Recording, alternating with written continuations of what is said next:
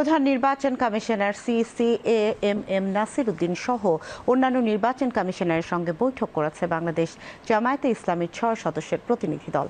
আজ আগারগাঁওয়ের নির্বাচন ভবনে এই বৈঠক অনুষ্ঠিত হয়েছে।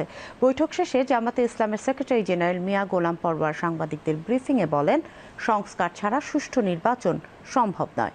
সংস্কার ছাড়া নির্বাচন করলে অবাধ সুষ্ঠু নির্বাচন হবে না বলেও জানান তিনি। তাই প্রয়োজনীয় সংস্কারের আগে নির্বাচন চায় না বাংলাদেশ জামায়াতে ইসলামী। মিয়া গোলাম পরোয়ার বলেন, জামায়াতে ইসলামীর পক্ষে 23 দফা দাবি জানানো হয়েছে।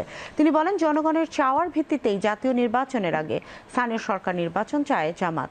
এছাড়া রাজনৈতিক দলের নিবন্ধনের আইন বিধিতে অনেক কঠোরতা রয়েছে, তা বাতিলের দাবি জানান জামায়াতে ইসলামের সেক্রেটারি জেনারেল। এক প্রশ্নের জবাবে জামায়াত সেক্রেটারি বলেন, 300 আসনে নির্বাচন করার প্রস্তুতি নিচ্ছে জামাত।